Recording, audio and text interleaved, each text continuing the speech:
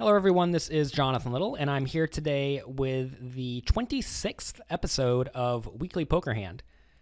We've made it half a year. Thank you guys very much for being here with me. If you were not here listening and watching this, I would not be making them, so thank you very much.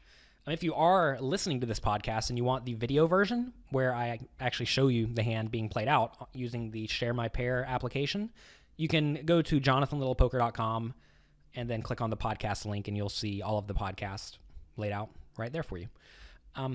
So anyways, this hand is from a $1,500 buy-in World Series of Poker event I played this year. And we have a 5,000 chip stack, but we're playing effective 4,500 chip stacks at 25 big blinds. So we are very deep stacked, about 180 big blinds.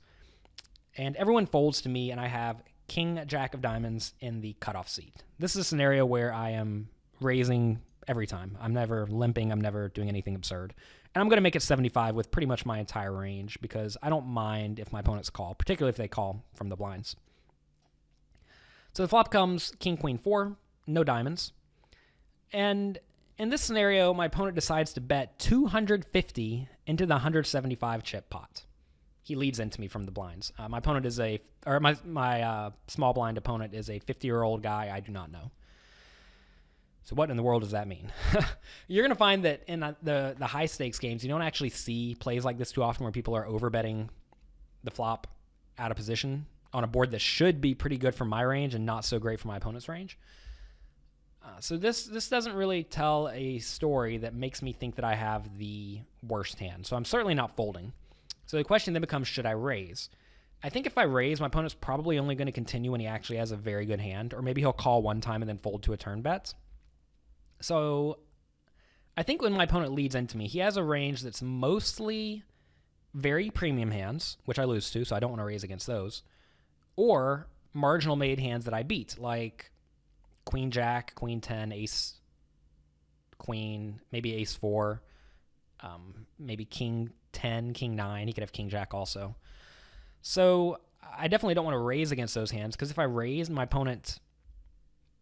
I guess I was going to say, if my opponent's a good player, he's going to fold, but it's kind of tough to say because my opponent is leading into me for more than pot, so maybe he would not fold those. But I tend to assume that my opponents will fold if I apply a lot of pressure. And because of that, I definitely don't want to apply a lot of pressure because I don't want my opponent to fold those hands because those are drawing to 5 outs or less against me. My opponents could also have a draw. The only real draw out here is Jack 10, and if he has Jack 10, that's fine. So I'm going to call this and see what develops. I'm not really planning on folding. However, if my opponent does bet something like 900 on the turn and then shoves the river, I'm probably going to fold at that point. So my opponent then bets 250 again on the turn. So the same bet that he made on the flop. The turn is a 7 of spades, so it puts a backdoor spade draw up. But again, that's not really a main concern. I think at this point, I'm pretty sure that my opponent has a very marginal made hand. You're going to find that whenever players take this line of betting the flop and the turn for the same size, it's almost always a very weak line, meaning that it's not total error, but I think it's often just something he's trying to get me to call with a worse made hand than his. So maybe this is a bet with something like King 10, King 9, King 8, maybe Queen Jack, Queen 10, Ace Queen, something like that.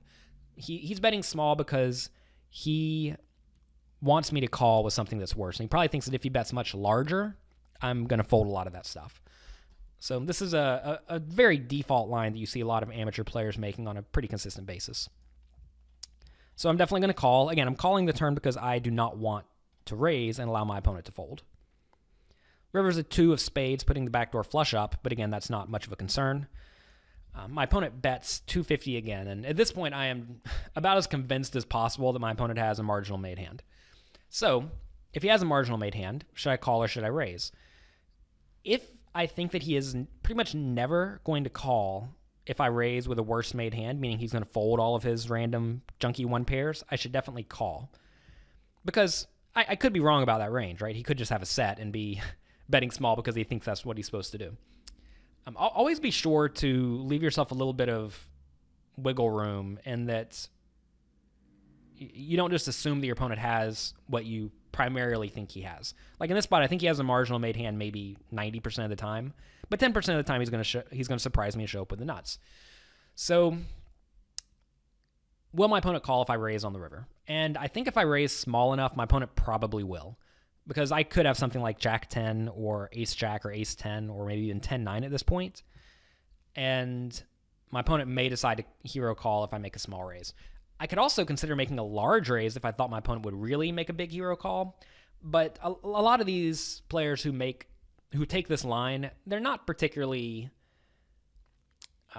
willing to invest a lot of money on their reads for the most part. Usually they're willing to invest some small amount of money on their reads or based on pot odds. But if, like, say I raised to 1,800 into the 1,400 chip pot, my opponent's just never going to call with Queen 10 or something like that. But if I make it 700, which is only 450 more, he may decide to look me up, and that would be fantastic.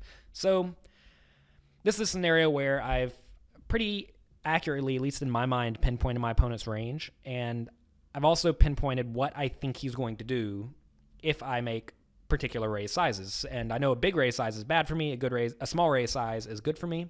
So in this spot, I think making a small raise is by far the best option. And I do make it 1,100, and I think this may actually be a touch large. Looking back at this hand now, I think probably something like 900 is probably ideal. But again, it's somewhat irrelevant. Also, I suppose this is worth mentioning. A lot of players will call a bet if you throw out one chip. Like say I put in 1,000 and say 1,000. A lot of players will call that compared to if I throw in 975 with a bunch of small chips. A lot of people view the 1,000 as a much smaller bet, even though it's the same size effectively. And other players are the reverse. They'll call when you put out a pile of chips because they think you're trying to look strong or something like that. So always pay attention to which bets in terms of the number of chips your opponents are willing to call. That's just something to be aware of. I don't think it's that big of a concern, but it is something. But whenever you bet 1,100, it's often going to be 2 chips. And a lot of people say 2 chips. That's not too much more. And they'll look it up a little bit wider than perhaps 975. So there is a little bit of merit to that. So I do make 1,100, and my opponent calls, and I win. And that is exactly what you want to happen whenever you have a marginal made hand. Very rarely, and I mean very rarely, should you be raising the river for value with top pair marginal kicker. But if you can accurately pinpoint your opponent's range, and you really can do this in soft tournaments, usually like local small stakes tournaments that happen on the weekends, or soft World Series of Poker events, you're going to find a lot of spots where you can very accurately pinpoint your opponent's range, and also you can pinpoint their tendencies on the river, meaning that I thought this guy, for whatever reason, I thought this guy would call if I raised small. And he did, so that was fantastic.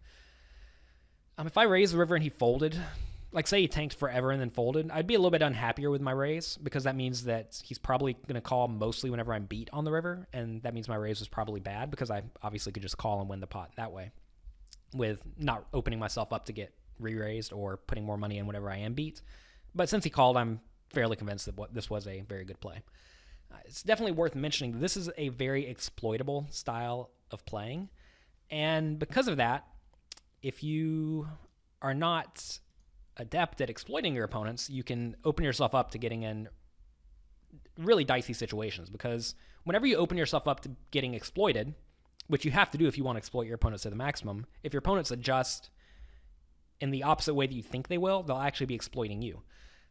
But you're going to find that a lot of the best poker players, particularly in the live poker circuit, are very good at exploiting their opponents. And I actually made a webinar where you can go and get the first part of it for free, where I discuss exploiting my opponents. This tournament was from an online tournament that I won recently that was four-handed, meaning that I got to play a lot of hands with the same opponents and develop really strong reads.